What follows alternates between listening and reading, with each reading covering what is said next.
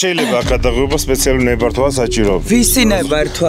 და ნარკოტიკებით სავსე ტრაილერს რომ ატარებთ, მაგასაც ნებართვა ჭირდება? მიპასუხეთ ბატონო. გადაღება არ შეიძლება. ჟურნალისტები არიან დევნა. საპატრულო პოლიციის დამატებითი ჯგუფი საქართველოს სომხეთის სასაზღვრო გამშვებ პუნქტზე შაბათის ეთერის გამოჩენის შემდეგ გამოიძახეს. ეს ეგრეთ წოდებული გუგუთის გამშვები პუნქტია. საზღვარი საიდანაც 298 კილოგრამი ნარკოტიკით დატვირთული ავტომობილი მებაჟეებმა ისე გაატარეს, რომ შემოწმების დროს ვერც კი შეამჩნიეს, რომ ტრაილერის სატვირთო განყოფილება ჰეროინით იყო სავსე.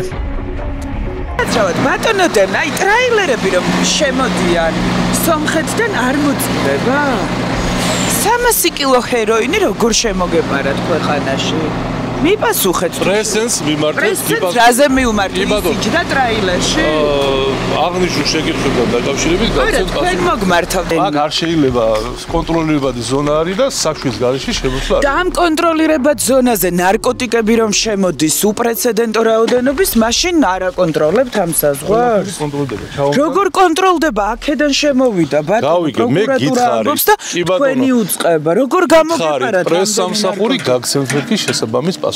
არა მოწმებთ ტრაილერებს ბატონო? მოწმებთ ტრაილერს? აბა როგორ შემოვიდა 300 კილო ჰეროინი ქვეყანაში ივნისში? მიმართეთ შემოსავლების სამსახურზე დაწვრილებით აგიხსნიან ყველა.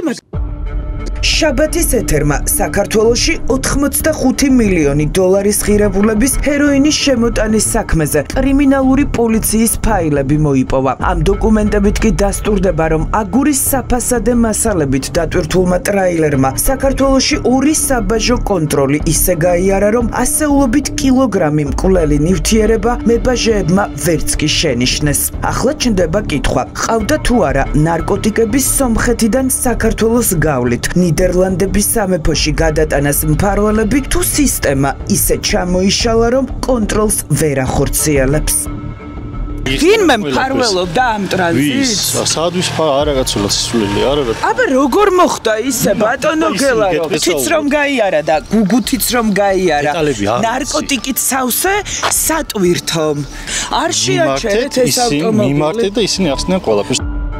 საერთაშორისო ნარკოტრაფიკის საქმე გახსნილად შინაგან საქმეთა სამინისტრომ 18 ივნისს, ანუ საქართველოს ტერიტორიაზე ტრაილერის შემოსვლიდან მე-11 დღეს გამოაცხადა. სულ საზოგადოებას მივაწოდოთ ინფორმაცია საქართველოს შინაგან საქმეთა სამინისტროს მიერ გამოვლენილი უპრეცედენტო მასშტაბის საერთაშორისო ნარკოტრაფიკის ფაქტთან დაკავშირებით. თუმცა ამ განცხადებაში მინისტრის მოადგილეს არაფერი უთქვამს, როგორ გაიარა საქართველოში მკვლელი ნივთიერებით სავსე სატვირთომ მინიმუმ 2-ჯერ საბაჟო შემოწმება. ახლა ჩნდება კითხვა, ხომ არ არის ეს სპეცოპერაცია 2 გავლენიანი კლანის დაპირისპირების შედეგი, როდესაც საბაჟო პუნქტების ერთ ნაწილში ტვირთის გატარებას მწვანე შუქი აუნთეს, ბოლო რგოლმა კი უმტყუნა. არ ვიცი რატო გაწირეს, რატო გაიმეტეს ეს, თუ ვინც იქნებოდა იქ მნიშვნელობა არ ქონდა, თუ რა მოხდა არ ვიცი, რა ვიცი. მე იმ წუთში ეს რეაქცია მქონდა, ადამიანი ალბათ ცხოვრების ბოლომდე ყველაფერს უნდა ელოდეს, რომ ეს გავიგე ჩემ წყალზე. საქართველოს პროკურატურას ახლა საერთაშორისო ნარკოტრაფიკის საქმეზე ერთადერთი კაცი ყავს დაკავებული. ის 65 წლის ფრიდონ მაღლაკელიძეა, ტრაილერის პენსიონერი მძღოლი, რომლის ოჯახიც დარწმუნებულია, რომ მაღლაკელიძე სხვის ნაცვლად ისჯება. და მე მგონი პატარა ბავშვიც მიხვდება, რომ არც ერთ ტრაილერის მძღოლს არ მიუწვდება ხელი მართლა თანხასთან. იმიცებდა მაგის უფლებას, რომ იმას ისენა. რას მოაწყო დოკუმენტებს და მოგონდა. მაგას რა უფლება ქონდა მაგას? რომ გაეხსნა და ენახა, ხო? ჩვენთვის იყოს მოულოდნელი რაღაც. თან რატო რისთვის? ადამიანი ასე პატიოსანი ადამიანი რატო? ლიცხოვრება შრომაში ვაკატარებ. მთელი ცხოვრება მშობლებია. შრომაში ვაკატარებული და არასდროს არაფერი არ დავიშევები არციც. რა სიტყვით ეხლა? მალე გაიყვეს სიმართლე. მალე გაიყვეს სიმართლე. ესეც ცოდვა არის, რაც გაატარა იქ დღეები, ესეც არ ეკუთვნის იმ ჩემ ძმას, რომ ის დღეები და ის წუთები და ის საათები იქ რო გაატარა, მოეკითხება ყველას იმას, ვინაც ეგ გაუკეთა მაგას. ფრიდონ მაღლაკელიძე, რომელსაც ახლა უვადო პატიმრობა ემუქრება, წლების განმავლობაში ტვირთების გადამზიდ კომპანია რილში მუშაობდა. გამოძიებისთვის მიცემულ ჩვენებაში მძღოლი იხსენებს, რომ 5 ივნისს ერევანში ბელგიიდან ჩავიდა. საქართველოში უკან დაბრუნებას აპირებდა, როდესაც კომპანია რილის დირექტორმა რომან გელაშვილმა დაურეკა და უთხრა, რომ სომხეთიდან დეკორატიული აგური იყო წამოსაღები და სარს დალოდებოდა. დამიკავშირდა ეგრეთ წოდებული ბროკერი მარო და მითხრა, რომ ერევანიდან წამოსაღები იყო 22 ტონა აგური. მალევე გამომიგზავნა ლოკაცია. გავემართე ერევნის ბოტანიკური ბაღის მიმდებარედ, სადაც უნდა ყოფილიყო საწყობი. მალევე მივედი, იქ დამხვდა ავტომობილით ჩემთვის უცნობი პირი, რომელიც საუბრობდა რუსულად. შევედით ქარხნის ტერიტორიაზე და დაიწყეს ჩათვირთვა.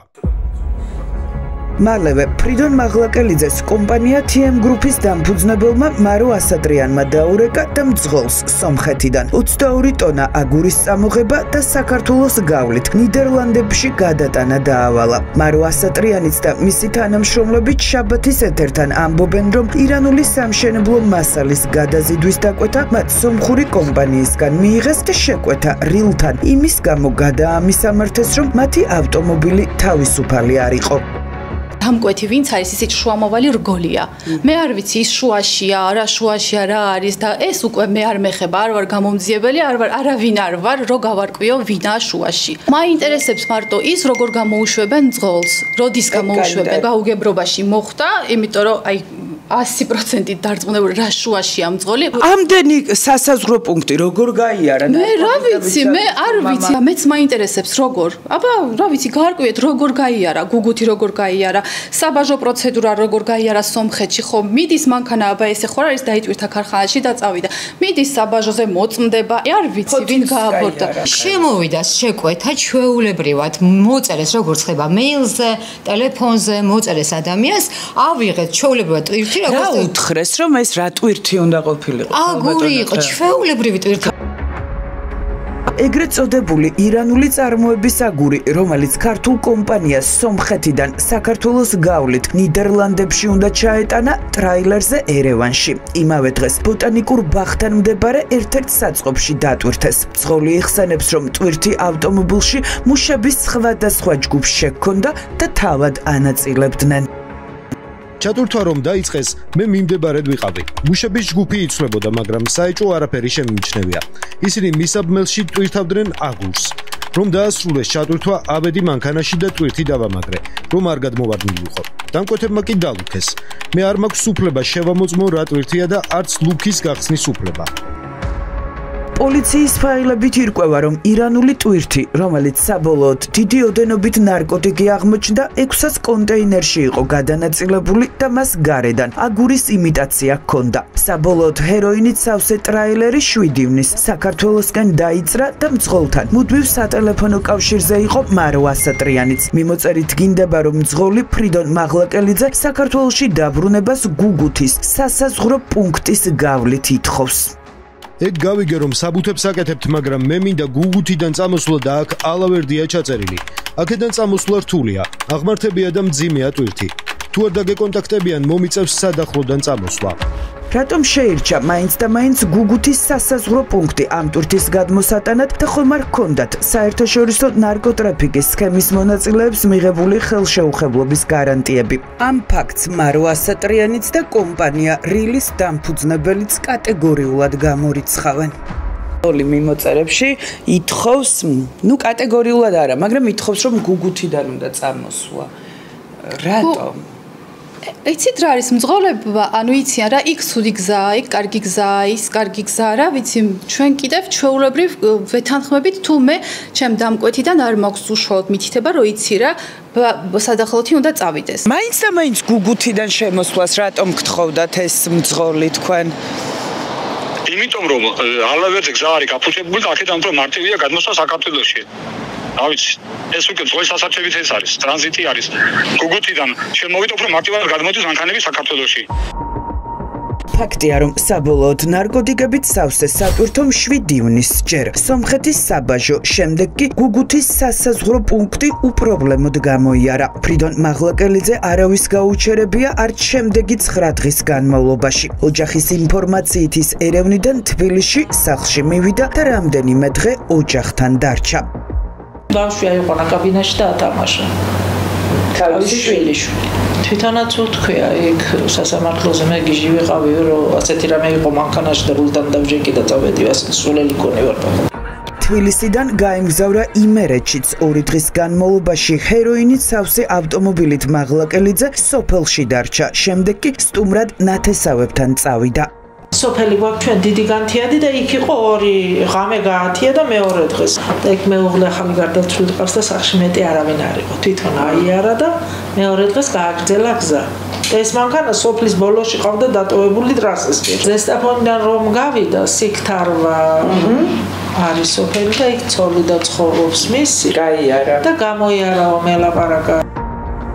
14 ივნისს კი მაღლაკელიძე ფოთის მიმართულებით საბაჟო პროცედურების გასავლელად გაემართა. სატვირთო სკანერზე გაატარა და როტერდამის მიმართულებით ტვირთის გასაგზავნად ბათუმის პორტში მივიდა. თუმცა სანამ ბორანზე ავიდოდა, მისი ავტომობილის განსაკუთრებული წესით შემოწმება გადაწყვიტეს. ტერმინალში გადაიყვანეს და მისაბმელში დიდი ოდენობით ჰეროინი აღმოაჩინეს. 65 წლის მძღოლი ადგილზე უმძიმესი ბრალდებით დააკავეს, თუმცა ფრიდონ მაღლაკელიძის ადვოკატი ამბობს, რომ ის სხვის ნაცვლად ისჯება, რადგან არაფერი არ იცოდა. მას არ ქონდა უფლება აღნიშნული აგურები დაეტეხა და შეემოწმებინა სათითაოდ რომელიმე აგურში იყო თუ არა მოთავსებული რაიმე უკანონო ნივთიერება. მით უმეტეს რომ როგორც შემდგომ მოგვიანებით აღმოჩნდა, მხოლოდ მას შემდეგ აღმოაჩინეს ნარკოტიკული ნივთიერება, რაც დაამტვრიეს და გატეხეს ის აგურები, რომელიც იყო დალუქრულ მდგომარეობაში მანქანაში. შესაბამისად, ამ ადამიანს არანაირი დანაშაული არ ჩაუდენია, ის არის უდანაშაულო და მის მიმართ წაყენებული ბრალდება არის არასწორი. საქმის მასალებზე დაყრდნობით დაკავებულის ადვოკატი დარწმუნებულია, რომ საერთაშორისო ნარკოტრაფიკის ქსელს საქართველოში მფარველები ყავს და მათ საგამოძიებო უწყება ვერ ეხება. ჩნდება კითხვა. ვისაც სინამდვილეში გადაქონდა ერთი ქვეყნიდან მეორე ქვეყანაში ნარკოტიკი, ვინ არიან ეს ადამიანები? რატომ არ არიან პასუხისგებაში მიცემული? ხომ არ ქონდათ შეთანხმება რომელიმე ორგანოსთან, რომ რაღაც უკანონო ქმედებებში დახმარებოდნენ მათ? გონივრულად ჩნდება კითხვები და ჩნდება ეჭვები იმასთან დაკავშირებით, ვინმე ხომ არ მფარველობს ამ ადამიანებს. ფაქტი არის, რომ არც ერთი მათგანი პასუხისგებაში არ არის მიცემული და ერთი უბრალო საცოდავი მძღოლი, რომელიც იღებდა მიზერულ ხელფას ყოველთვიურად, არის პასუხისგებაში მიცემული და მას ედავებიან ისეთი დანაშაულის ჩადენას, რომელიც უვადო თავისუფლების აკვეთას ითვალისწინებს. 65 წლის მძღოლს ახლა უვადო პატიმრობა ემუქრება. ადამიანები კი, ვინც საქართველოს ნარკოტიკების ტრანზიტისთვის გამოიყენა, ანამ დანაშაულს მფარველობდა, თავისუფლებაზე არიან.